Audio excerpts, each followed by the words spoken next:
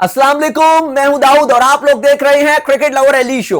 अली आज के शो में भी मौजूद नहीं रहेंगे, लेकिन दिन भर की बड़ी और ताजा 10 से ज्यादा खबरें लेकर मैं आपकी खिदमत में हाजिर हो चुका हूं। सबसे पहले बात करेंगे, पाकिस्तान क्रिकेट बोर्ड ने 2 सेपरेट कैंप्स लगा लिए हैं, व्हाइट बॉल और रेड बॉल। जो ओडीआई T20 के अलग और रेड बॉल के अलग, कौन कौन से वो नाम शामिल है और किन प्लेयर्स की छुट्टी हो गई है, उस पर बात करेंगे।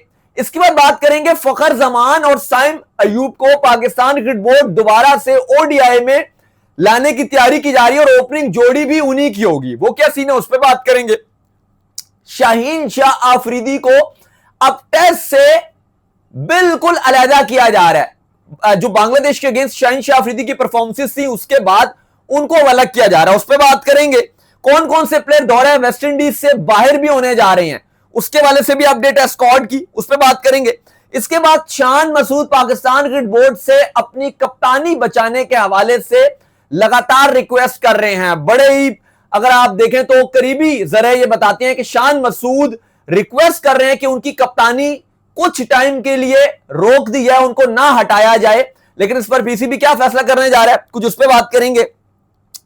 एशियन गेम्स जो कल से बहुत हाई पकड़ गई है, जब से भारत ने अपना फुल स्ट्रेंथ स्क्वाड अनाउंस किया है, पाकिस्तान अपना क्या स्क्वाड अनाउंस करेगा और इस एशियन गेम्स के फॉर्मेट के हवाले से लोग बहुत बात कर रहे हैं। तो किस फॉर्मेट पे किस तरह से ये खेला जाएगा, क्योंकि इसको मिनी एशिया कप का नाम दिया जा रहा है, उस पर बात करेंगे। बांग्लादेश प्रीमियर लीग में लंका प्रीमियर लीग में बाबर आजम को बड़ी ऑफर हुई है और बाबर आजम वो रिफ्यूज करने जा रहे हैं। 110 से ज्यादा प्लेयर लंका प्रीमियर लीग में पाकिस्तानी प्लेयर्स ने अपने आप को साइन अप किया था, लेकिन बाबर आजम क्यों रिफ्यूज करने जा रहे हैं, उस पर बात करेंगे। मोहम्मद हफीज की मुलाकात तो हुई पीसीबी से, लेकिन अभी तक उनको ग्रीन सिग्नल नहीं मिला कि आया वो पीसीबी के साथ काम करेंगे भी या नहीं, उस पर बात करेंगे। बड़ा खिलाड़ी ऑस्ट्रेलिया का बिग स्टार बांग्लादेश के कुछ मैचेस जो बांग्लादेश के अगेंस्ट खेले जाने हैं उनसे बाहर होने जा रहा है, उस पर बात करेंगे। इंग्लैंड ने बिल्कुल ट्रैश करके रख दिया न्यूजीलैंड को, उस पर बात करेंगे। अफगानिस्तान अगेंस्ट इंडिया इनिंग की डिफीट से बिल्कुल ऐसे लग रहा है कि एक दिन की दूरी पर है, कुछ उस पर बात करेंगे। वुमेन्स T20 वर्ल्ड कप का बकायदा तौर पर आज कैप्टन कॉर्नवॉल्स हुआ, जिसमें 12 कप्तानों का फोटोशूट था, बहुत हाइप बनी हुई थी, कुछ उस पर भी बात करेंगे। और पाकिस्तान और इंडिया का कब मैच खेला जाना है वुमेन्स में, कुछ उसके हवाले से भी बात करेंगे। उससे पहले अगर आज हमारा शो पहली बार देख रहे हैं तो सब्सक्राइब कीजिए, और अगर आपके सवाल हो तो आप इंस्टाग्राम पे मुझे फॉलो कर सकते हैं, वहां पे मैं मौजूद हूं, दाऊद क्रिकेट, और आपको डिस्क्रिप्शन में लिंक भी मिल जाएगा। सबसे पहले बात करेंगे, पाकिस्तान क्रिकेट बोर्ड ने आज 49 प्लेयर्स का कैंप अनाउंस कर दिया और कैंप की जो डिटेल्स है वो ये है कि जो रेड बॉल टेस्ट का जो कैंप है वो 8 जून से 10 जुलाई तक जारी रहेगा, यानी कि ठीक जो आपका दौरा है वेस्ट इंडीज का स्क्वाड आना है उससे ठीक पहले तक ये जारी रहेगा। और फिर खिलाड़ियों को कह दिया जाएगा आप घर जाइए, थोड़ा आराम कीजिए, और फिर पाकिस्तान टीम कैरेबियन की एक लंबी फ्लाइट उड़ान लेगी। इसके बाद जो आपका व्हाइट बॉल का कैंप है वो 15 जून से 18 सितंबर तक जारी रहेगा, यानी कि जो आपकी श्रीलंका के साथ आपकी T20 सीरीज है, फिर श्रीलंका और इंग्लैंड के साथ ओडीआई सीरीज है, और फिर आपने एशियन गेम्स खेलना है, उस इन्हीं लड़कों में से वो पिक किए जाएंगे। जो आपके प्लेयर्स की लिस्ट है वो भी आपके साथ जल्दी से जो है वो शामिल कर लेते हैं। जो रेड बॉल है उसमें आमिर जमाल, अब्दुल्ला फजल, इब्रार अहमद, अली उस्मान, अमाद बट, अजान अवैस, बाबर आजम, इमामुल हक, खुरम शहजाद, खुरम मोहम्मद अब्बास, मोहम्मद अली, रिजवान, अवैस जफर, इसके बाद गाजी गौरी, उबैद शाह, साजिद, सलमान अली आगा, साकिब खान, सऊद शकील, धानी को बुला लिया गया है, शहजाद गुल और शान मसूद। ये वो खिलाड़ी हैं जिसमें से आपका टेस्ट की टीम पिक की जाएगी दौरे वेस्ट इंडीज के लिए। इन्हीं खिलाड़ियों में से आउटसाइड अब नहीं पिक किया जाएगा, इन्हीं में से आपका जो खिलाड़ी है वो वेस्ट इंडीज के अगेंस्ट, और फिर आपने आगे इंग्लैंड भी जाना है, इन्हीं में से पिक किया जाएगा। फिर आपके जो व्हाइट बॉल के खिलाड़ी हैं उसमें अब्दुल समद, अब्दुल सुभान, अहमद दानियाल, आकिफ जावेद, अली रजा, अरफात मिनाज, फैसल अकरम, फखर जमान, फरहान यूसुफ, हैदर अली, हसन नवाज, ख्वाजा नाफे, मास सदाकत, सलमान मिर्जा, नसीम शाह, रजाउल्ला, रोहेल नजीर, साद बेग, साद मसूद, साहिब रदा फरहान, साइम, समीर मिनहास, शादाब खान, शाहिन शाह अफरीदी, शामिल हुसैन, सुफियान मुकीम और उस्मान खान। अच्छा, काफी लोग कंफ्यूज हो रहे हैं कि व्हाइट बॉल में बाबर आजम का नाम नहीं है, तो मैं आपको बता दूं टेस्ट में नाम है, मतलब एक ही बात होगी। रिजवान का नाम जैसे कहा जा रहा है कि इसमें व्हाइट बॉल में नहीं है, तो उनका उसमें आ गया तो बात एक ही है। यानी कि अगर किसी में भी आपका नाम आ गया तो वो बात एक ही है, क्योंकि जाहिर है आपकी जो टेस्ट है तो आगा हो गए, बाबर हो गए, पहले आप इन्होंने वेस्ट इंडीज भी जाना है तो इनका नाम उसमें नहीं होगा, ये रेड बॉल के कैंप में रहेंगे ताकि वेस्ट इंडीज की तैयारी कर सकें। और फिर ये जो आपके व्हाइट बॉल वाले खिलाड़ी हैं इनको तैयारी कराई जाएगी, जो श्रीलंका और इंग्लैंड ने इधर पाकिस्तान आके ट्राई सीरीज खेलनी है, ये उनकी तैयारी करेंगे। लेकिन इसमें से जो कुछ हाईलाइट पॉइंट है जो आपके साथ शेयर कर दें, जो बड़ी खबर है वो ये, बल्कि पहले ये बात कर लेते हैं कि वो नाम जो बड़ी हैरान कुन बात थी कि 49 प्लेयर्स में भी नाम नहीं शामिल, जिसे कामरान गुलाम, बड़ी हैरानी वाली बात है कि उनको क्यों पीसीबी ना रेड बॉल में शामिल किया गया ना व्हाइट बॉल में शामिल किया गया, ये बहुत हैरान कुन बात है। अब्बास आफरीदी बड़ी जबरदस्त पीएसएल में परफॉर्मेंसेस दिखाई है, उन्होंने ऑलराउंडर बनकर साबित अपने आप को कर रहे हैं। व्हाइट बॉल T20 में स्पेशली अगर आप देखो बैटिंग भी कर रहे हैं, बॉलिंग भी कर रहे हैं, उनको नहीं रखा। फिर इरफान खान न्याजी की छुट्टी हो गई, अरशद इकबाल की छुट्टी हो गई, यासिर खान को नहीं पिक किया, ये बड़ी हैरानी की बात है। इसके अलावा जो मुझे बड़ी सरप्राइजिंग मेरे लिए चीज है वो शाहजेब खान है। अगर आप कायद-ए-आज़म ट्रॉफी देखें तो 838 रन उन्होंने बनाए थे कायद-ए-आज़म ट्रॉफी के 9 मैचेस में, और टॉप 3 में उनका नाम था, लेकिन उसके बावजूद उनको भी रेड बॉल में शामिल नहीं किया गया। तो ये भी थोड़ी सी ज्यादती है कि बहुत सारे ऐसे प्लेयर्स जो बिल्कुल ही बगैर परफॉर्मेंसेस के भी कैंप में शामिल हैं, और ऐसे शाहजेब खान जैसे प्लेयर्स जिन्होंने 838 रन बनाए हो 9 मैचेस में, उनको भी आप शामिल ना करो, तो ये थोड़ी सी अफसोस वाली बात है। बाकी हुनैन शाह का भी इसके अंदर नाम शामिल नहीं है, तो ये भी एक बड़ी अजीब बात है। और रेड बॉल में आपने उबैद शाह का नाम शामिल कर दिया। रेड बॉल में तो आपको उस तरह के प्लेयर्स रखने चाहिए ना जो थोड़े से सीनियर खिलाड़ी हो, लेकिन वो भी आपने बिल्कुल ही अजीब और गरीब टीम पे किया। लेकिन इसके अलावा जो कुछ बुरी खबर है वो शाहिन शाह अफरीदी के लिए, क्योंकि बिल्कुल परफॉर्मेंसेस नहीं दिखाई बांग्लादेश के अगेंस्ट, और अब फैसला कर लिया गया कि शाहिन शाह अफरीदी दौरा वेस्ट इंडीज में नहीं रहेंगे, और इवन उनको इंग्लैंड जाने के लिए भी अब तकरीबन उनके चांसेस ना ही के बराबर हैं उनको। लेकिन इंग्लैंड सीरीज के लिए फिर भी अभी टाइम है, मे भी उनको बाद में कंसीडर किया भी जाए, वो देखा जाएगा, जो पाकिस्तान ने इंग्लैंड का टूर कर रहे हैं टेस्ट के लिए। लेकिन दौरा वेस्ट इंडीज के लिए उनको बिल्कुल भी शामिल नहीं किया जा रहा है। एक तो उनका पेस भी नहीं था, फिर वो जो कंडीशन है वो भी लग रहा है कि उनको उतना शायद सूट ना करें, स्लो पिचेस होती हैं। वैसे ऐसी बात नहीं है, हमने देखा कि फास्ट बॉलर्स वहां पर विकेट लेते हैं। ऑस्ट्रेलिया की तरफ से हमने देखा था मिचेल स्टार्क ने तो वेस्ट इंडीज का कबाड़ा कर दिया था, और वेस्ट इंडीज की तरफ से भी शमार जोसेफ बहुत अच्छा करते हैं। और वैसे भी वेस्ट इंडीज में ड्यूक्स का बॉल यूज होता है जो थोड़ा छोटा साइज में होता है, फास्ट बॉलर्स को लाइक करते हैं, लेकिन उनका भी नाम शामिल नहीं है। इसके अलावा हसन अली का भी नाम अब दौरे वेस्ट इंडीज के लिए शामिल नहीं है, उनको भी कैंप में नहीं बुलाया गया। वैसे हसन की तो खैर कमिटमेंट काउंटी की भी है, लेकिन उनको भी इसमें शामिल नहीं किया गया, लेकिन उनको शायद बाद में शामिल कर भी लिया जाए। लेकिन हसन अली को भी शामिल नहीं किया गया और वो दौरे वेस्ट इंडीज से भी बाहर हैं। प्लस नुमान को भी पाकिस्तान क्रिकेट बोर्ड अब वेस्ट इंडीज के लिए नहीं कंसीडर कर रहा, तो ये वो नाम है जो शायद अब वेस्ट इंडीज के लिए नहीं जाएंगे, और ये एक बुरी खबर भी है शाहिन शाह अफरीदी के फैंस के लिए। लेकिन चूंकि उनकी रेड बॉल की परफॉर्मेंस नहीं है तो बेहतर ही है वो ओडीआई और T20 में ही अपने आप को देखें। अगर आप फास्ट बॉलर्स देखें जो पाकिस्तान कंसीडर कर रहा है वेस्ट इंडीज और इंग्लैंड के लिए, और इस कैंप में भी शामिल है, उसमें मोहम्मद अली का नाम शामिल है रेड बॉल में, उबैद शाह, साकिब खान, शाहनवाज धानी, शहजाद गुल, मोहम्मद अब्बास और Khurram Shahzad. To be very honest, अगर ये बॉलर्स में देखूं तो ये टेस्ट में क्या करेंगे। टेस्ट में दुनिया अपने सीनियर्स को चांस देती है, जो प्रॉपर प्लेस ग्रूम किए हुए होते हैं उनको रेड बॉल में लेकर आती है, क्योंकि टेस्ट एक मैच्योर फॉर्मेट है, यहां पर आपको बहुत एक्सपीरियंस चाहिए होता है। लेकिन ये जो नाम नजर आ रहे हैं, ठीक है, एक अब्बास एक सीनियर खिलाड़ी है, खुरम शहजाद को वैसे ही आप रखते हो, साथ एक मैच खिला लेते हो, फिर बाकी में आप बेंच करते हो, लेकिन उसके अलावा ये क्या टीम है, ये आप इंग्लैंड में लेकर जाओगे, ये आपके फास्ट बॉलर होंगे। मतलब साकिब खान को भी आपने खिलाया नहीं है, उबैद शाह को भी आपने खिलाया नहीं है, और ये आपने अपने आप सोच रहे हो कि ये वेस्ट इंडीज में जाके टेस्ट मैच में आपको 20 विकेटें लेके देंगे। टेस्ट है ही एक एक्सपीरियंस का नाम। इवन जो बड़ी टीम्स हैं वो ऑस्ट्रेलिया हो गया, आपका इंग्लैंड हो गया, साउथ अफ्रीका हो गया, इवन इंडिया भी हो गया, ये इवन T20 में यंगस्टर्स को चांस देते हैं जरूर, लेकिन टेस्ट में जो इनकी प्रॉपर जो कोर सीनियर खिलाड़ी होते हैं वो ही आते हैं।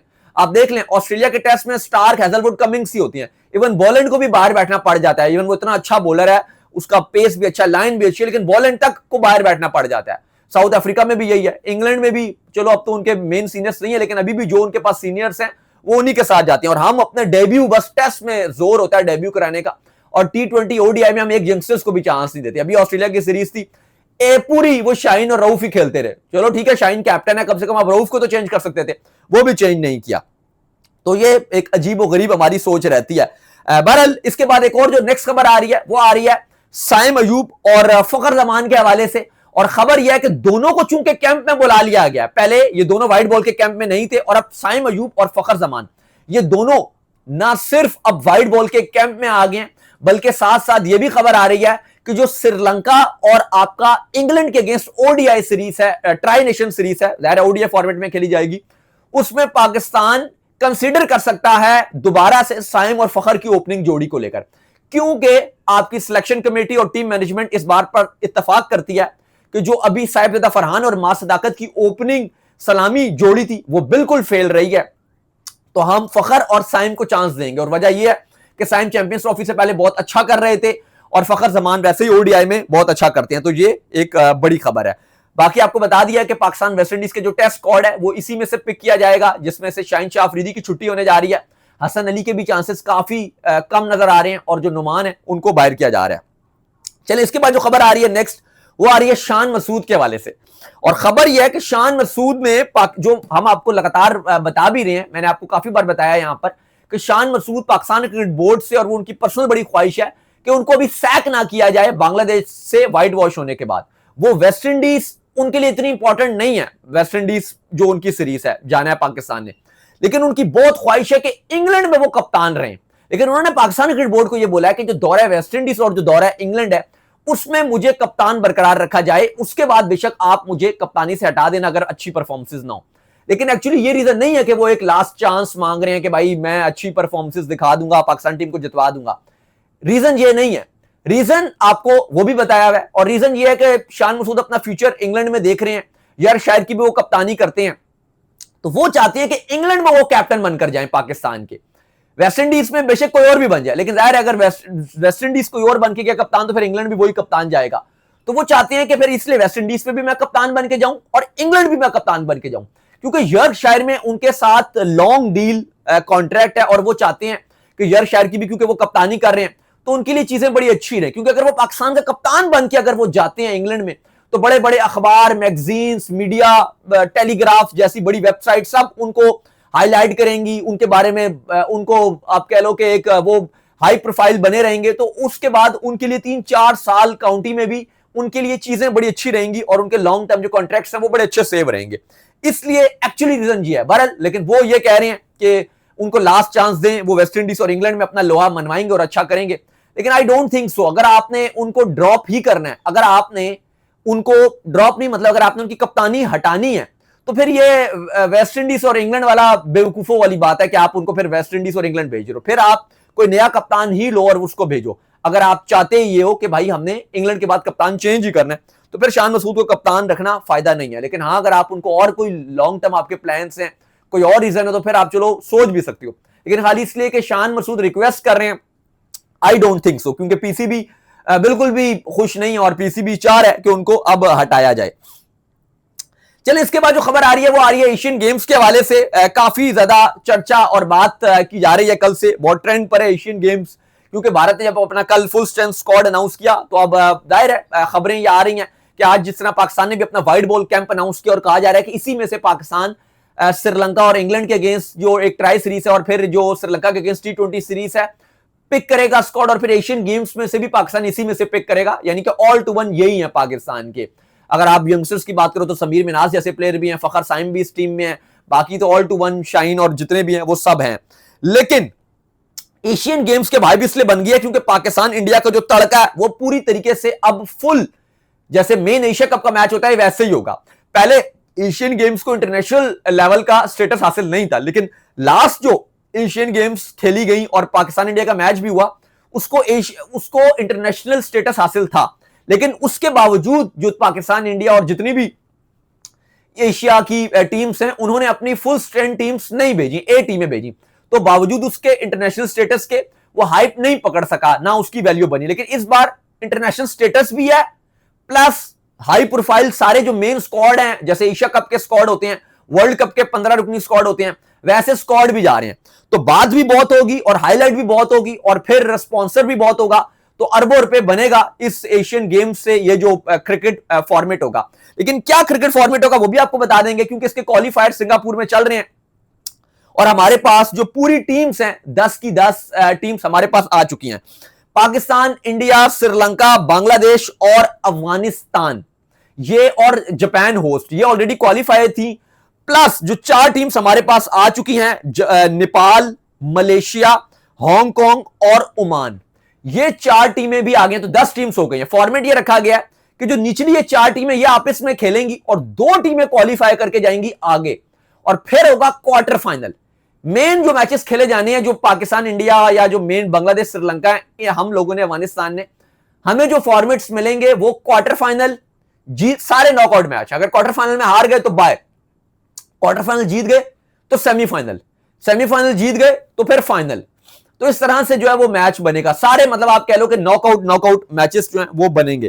तो T20 फॉर्मेट में खेला जाएगा और 24 सितंबर से 3 अक्टूबर तक ये जापान में खेला जाएगा। और ऑलरेडी खबरें आ रही हैं कि चूंकि ये बहुत हाई प्रोफाइल इस बार एशियन गेम्स का टूर्नामेंट होगा, इसलिए पाकिस्तान हो, इंडिया हो या बाकी जितनी एशियन टीम्स हैं, उन्होंने इस विंडो में अपनी कोई क्रिकेट भी नहीं रखी। ये बड़ी इंपॉर्टेंट है, क्योंकि इससे पहले जब भी एशियन गेम्स हो रही होती हैं तो पाकिस्तान अपनी अलग क्रिकेट खेल रहा होता है, इंडिया अलग क्रिकेट खेल रहा होता है, और एक जो ए टीम होती है वो बनाकर भेज देती है। इस बार ऐसा नहीं है। इंडिया ने भी अपना सितंबर वाला पूरा जो विंडो है वो उन्होंने एम्प्टी रखा है, वहां पे कोई सीरीज नहीं है उनकी। उसके बाद उन्होंने न्यूजीलैंड जाना है फुल टूर करने, लेकिन इस दरमियान वो कोई क्रिकेट नहीं खेल रहे। पाकिस्तान की अगर आप बात करें तो पाकिस्तान की टीम भी बिल्कुल वेली है, बिल्कुल फ्री है। इसके बाद पाकिस्तान ने श्रीलंका को होस्ट करना है और फिर इंग्लैंड को होस्ट करना है और मिल के दोनों को होस्ट करना है, तो सब कुछ इसके बाद होगा। इससे इस विंडो में कुछ भी नहीं होगा, तो फुल स्ट्रेंथ टीमें होंगी। और खबरें यही हैं कि पाकिस्तान भी अब अपना, इंडिया के बाद अपना फुल स्ट्रेंथ जो स्क्वाड है, यानी कि अभी पता नहीं है कि पाकिस्तान का कप्तान कौन होगा, क्या सलमान अली आगा कैरी ऑन करेंगे या शाहीन को ओडीआई से T20 की कप्तानी दे दी जाएगी या जो भी होगा। लेकिन जो पाकिस्तान का मेन फ्यूचर कप्तान होगा 2028 का वर्ल्ड कप में, या जो हमारा मेन इंटरनेशनल T20 में कप्तान होगा, जो हमारी मेन टीम होगी, वही जाएगी। जापान में स्टेडियम्स में भी रेनोवेशन का काम जो शुरू कर दिया जाएगा और बहुत हाई प्रोफाइल जो इंडिया पाकिस्तान के मैच खेले जाने हैं जापान में। चले इसके बाद जो हमारे पास खबर आ रही है वो आ रही है बाबर आजम को लेकर। बाबर आजम ने लंका प्रीमियर लीग में, जहां पे पाकिस्तानियों ने इंतहा कर दी, हमारे प्लेयर्स ने 110 प्लेयर्स ने अपना नाम जमा करा दिया था ड्राफ्ट में कि भाई हमें पिक कर लो, ऑल टू वन। यार 110 प्लेयर बहुत ज्यादा होते हैं, लेकिन अब बाबर आजम ने अपना नाम रिफ्यूज कर दिया। और खबर यह है कि बाबर आजम को डायरेक्ट साइनिंग की भी ऑफर्स थी लंका प्रीमियर लीग्स में टीम्स की तरफ से। जाहिर है उस टीम की वैल्यू भी बढ़ती, सुपरस्टार है, पाकिस्तान से व्यूवरशिप भी बहुत जाती, लेकिन बाबर आजम ने लंका प्रीमियर लीग अब खेलने से मना कर दिया और बाबर आजम ने उनकी ये ऑफर को रिफ्यूज कर दिया। इसके बाद जो खबर आ रही है वो ये कि कल मैंने आपको यहां पर खबर दी थी और आपने बाकी भी जगह पढ़ा होगा या सुना होगा, वो ये कि यूनुस खान को सरफराज की जगह अपॉइंट किया जा रहा है। और ये हमने बात भी की थी कि सरफराज के साथ काफी अगर आप देखें, ठीक है ज्यादती हम बोल सकते हैं कि 2 टेस्ट मैच ही उनको दिए गए हैं, आप जज नहीं कर सकते किसी को भी, लेकिन आई थिंक अगर आप यूनुस खान को ला रहे हो तो वो ज्यादा एक बेहतर ऑप्शन रहेगा, क्योंकि सरफराज टेस्ट में उतने मजे हुए नहीं है, ना वो इतने खिलाड़ी टेस्ट के मजे हुए थे, या ना उनकी टेस्ट में खिदमत है। उन्होंने जो करके दिखाया है वो वाइट बॉल में करके दिखाया था। T20 ओडीआई में उनकी कप्तानी अच्छी थी, रेड बॉल में कोई इतनी कप्तानी की भी उतनी उनकी अच्छी नहीं रही थी। लेकिन साथ जो इसके खबर थी वो तो हो गया फैसला कि पीसीबी यूनुस खान को लेकर आ ही आ रहा है, लेकिन मोहम्मद हफीज की भी मुलाकात हुई थी मोहसिन नकवी के साथ, चेयरमैन मोहसिन नकवी के साथ, और यूनुस खान की भी हुई थी। लेकिन अब कहा जा रहा है कि मोहम्मद हफीज के हवाले से पाकिस्तान क्रिकेट बोर्ड अभी तक हतमी फैसला नहीं कर पा रहा, क्योंकि हफीज जो है वो चाह रहे हैं कि अगर वो आएंगे तो फिर उनको पावर्स दी जाए। पहले ये खबरें ये थी कि हफीज को शायद एक सिलेक्शन कमेटी में एक वोट दे दिया जाएगा, जैसे बहुत सारों को वोट दिया गया तो एक हफीज को भी वोट दे दिया जाए। लेकिन उन्होंने कहा कि भाई मुझे ऐसा वोट नहीं चाहिए, मुझे और भी ऐसे आप कह लें कि फुल अथॉरिटी चाहिए। वो हमेशा से बात करते हैं कि टॉस करने वाला कप्तान नहीं होना चाहिए, तो वो कहते हैं कि अगर मैं भी पाकिस्तान क्रिकेट बोर्ड में आऊंगा तो मुझे फुल ओहदा दिया जाए। एक सोच ये भी थी कि जो इंटरनेशनल डिपार्टमेंट है उस्मान वाला, उनकी जगह इनको दे दिया जाए, लेकिन अभी तक हफीज के हवाले से हतमी फैसला नहीं किया गया। और इस हवाले से पाकिस्तान क्रिकेट बोर्ड जो है वो अपनी थोड़ी सी सोच विचार कर रहा है कि इस पर क्या हतमी फैसला किया जाए। चलें इसके बाद जो खबर आ रही है वो आ रही है बांग्लादेश और ऑस्ट्रेलिया के हवाले से। ऑस्ट्रेलिया पाकिस्तान से सीरीज खेलने के बाद बांग्लादेश चला गया और काफी इस पर तंकीद भी की जा रही थी कि ऑस्ट्रेलिया ने बांग्लादेश में तो अपने फुल खिलाड़ी भेजे हुए हैं, ट्रेविस हेड भी हैं, मिचेल मार्श भी तब तक फिट हो जाएंगे, कॉपर कनोली खाली आखिरी मैच खेले वहां पे फुल सीरीज में होंगे, बाकी भी जो डिवारविश वगैरह आईपीएल खेल रहे थे वो भी वहीं पर खेलेंगे। लेकिन अब ये खबर आ रही है कि ट्रेविस हेड बांग्लादेश के अगेंस्ट जो कुछ मैचेस हैं उनसे वो बाहर हो गए हैं और वो बांग्लादेश के अगेंस्ट कुछ मैचेस नहीं खेल पाएंगे क्योंकि थोड़े से फिटनेस मसाइल भी हैं और थोड़ा सा वो आराम भी चाह रहे हैं। तो इसलिए ट्रेविस हेड एक दो मैचेस से बांग्लादेश से बाहर हो गए हैं।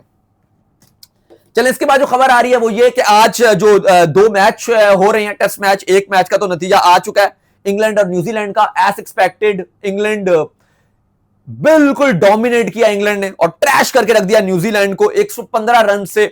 बारिश चलती रही इस टेस्ट मैच में, तकरीबन 24 बोल्ड या एलबीडब्ल्यू अगर आप देखो तो हुए हैं। बहुत ही मुश्किल कंडीशन थी। फर्स्ट इनिंग में इंग्लैंड ने 140 बनाया था, फिर न्यूजीलैंड 113 बना सकी, फिर 226 इंग्लैंड ने बहुत ज्यादा बना दिया था और टारगेट 254 का था जो कि न्यूजीलैंड 138 बना सकी और ऑल आउट हो गई। इस तरह से जो मैच था वो इंग्लैंड ने 115 रन से अपने नाम कर लिया। चले इसके बाद जो नेक्स्ट खबर आ रही है वो आ रही है कि इंडिया और अफगानिस्तान के दरमियान भी जो टेस्ट मैच है वो जारी और सारी है और बिल्कुल ही डेड रिवर मैच बना हुआ है। इंडिया ने 564 रन बोर्ड पे लगा दिया। शुभमन गिल का भी 100, राहुल का भी 100, पंत भी बड़ा अच्छा खेले, वाशिंगटन सुंदर भी अच्छा खेले। 564 पे 8 और अफगानिस्तान 113 पे 5 खिलाड़ी आउट हैं और ऐसा लग रहा है कि जो इनिंग की डिफीट है वो बिल्कुल लोडिंग है और अफगानिस्तान को इनिंग की डिफीट होगी।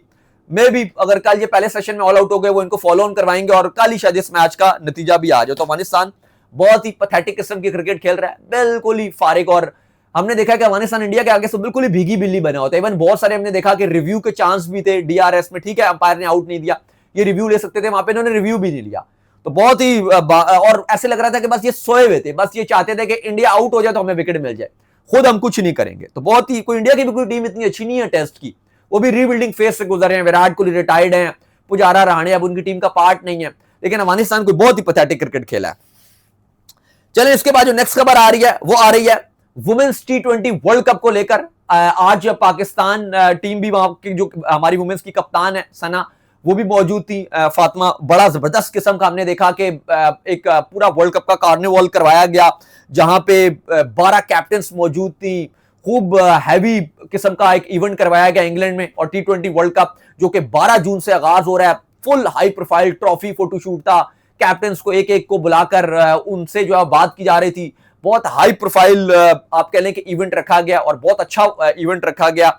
12 जून से इस T20 वर्ल्ड कप वुमेन्स का आगाज हो रहा है। पाकिस्तान टीम 14 जून को इंडिया वर्सेस पाकिस्तान का जो मैच है वो खेला जाएगा और इसके ऊपर भी काफी जो है वो अपडेट्स आ रही हैं, काफी ज्यादा हाइप बनी हुई है और ब्रॉडकास्टर्स जो स्टार वाले वो काफी इसको लेकर भी काफी मार्केटिंग कर रहे हैं।